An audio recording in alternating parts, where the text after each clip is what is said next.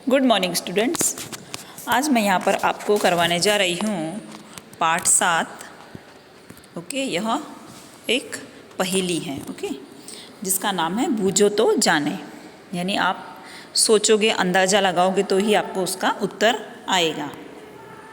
चलो, यहाँ पर यह पहेलियाँ बहुत ही अच्छी है और इंटरेस्टिंग बोलते हैं ना, वैसी हैं।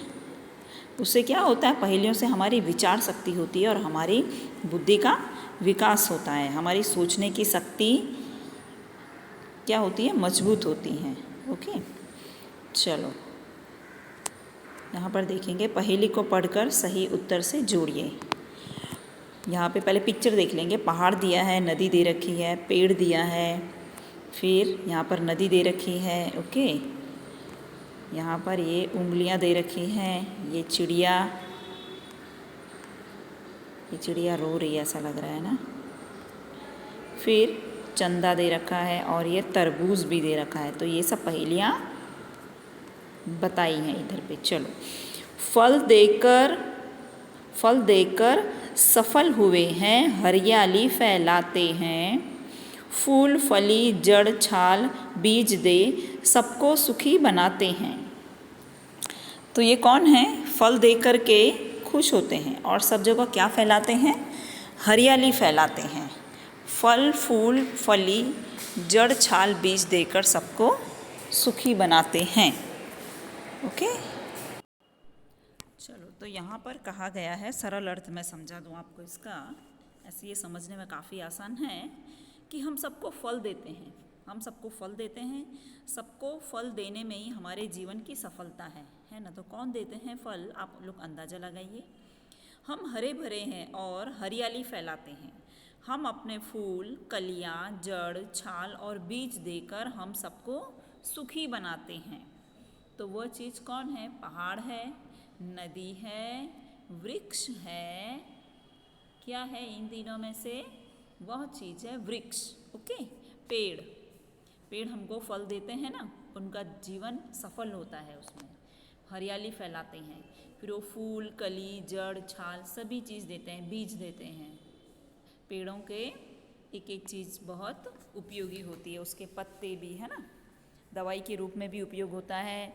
फिर खाने में सब्जी फ्रूट वगैरह सेब नारंगी हम खाते हैं ना, तो वहाँ पर यह बात कही गई है। चलो, अब दूसरा, पत्थर का वन ऊंचा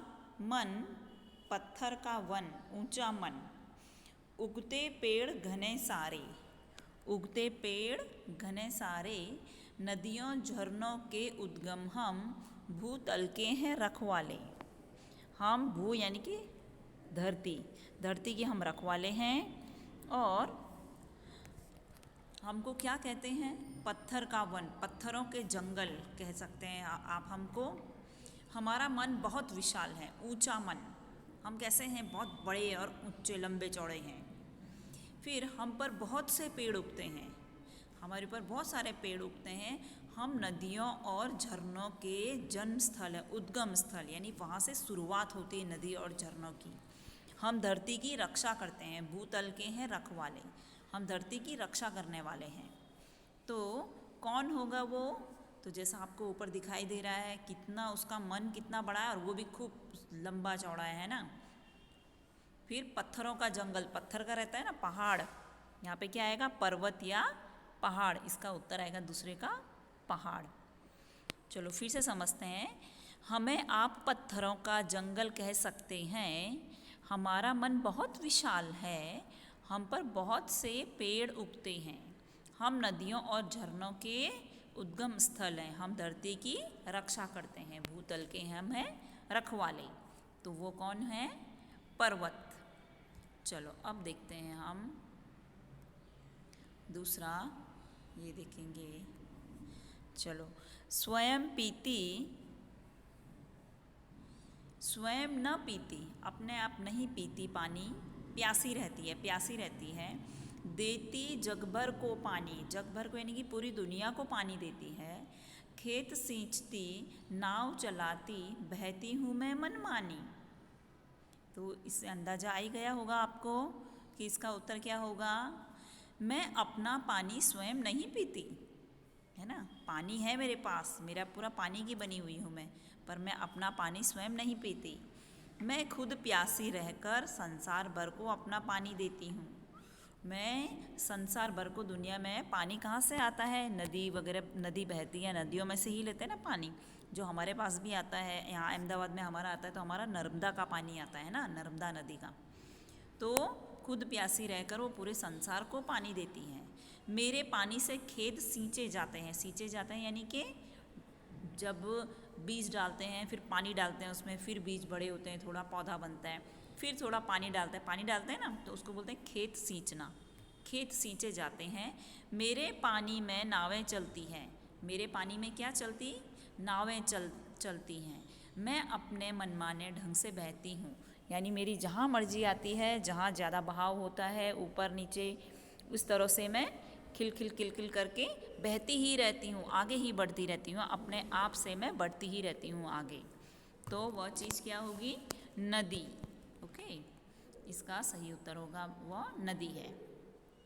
चलो अब ये देखते हैं। तन है मेरा हरा भरा, रस से रहता सदा भरा, भीतर से हूँ लाल, प्यास बुझाकर पूछूं हाल। उसका तन कैसा है? इन दोनों में से तो आपको कोई नहीं लग रहा है। ये देखो, ये तो हाथ है और ये चांद तो एकदम सफ़ेद होता है ना।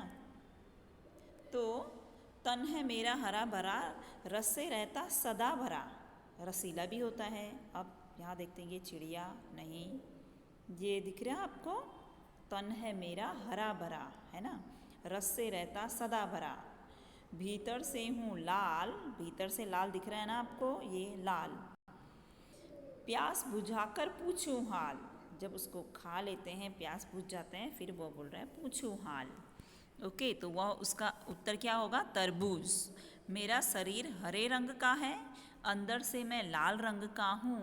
देखो, हरे रंग का शरीर, अंदर से मैं लाल रंग का हूँ, और मैं हमेशा रस से भरा रहता हूँ। पानी वाला होता है ना, वाटरमेलन बोलते हैं ना, रस से भरा रहता हूँ। गर्मी में मैं पहले लोगों की प्यास बुझाता हूँ और फिर उनका हालचाल पूछता हूँ।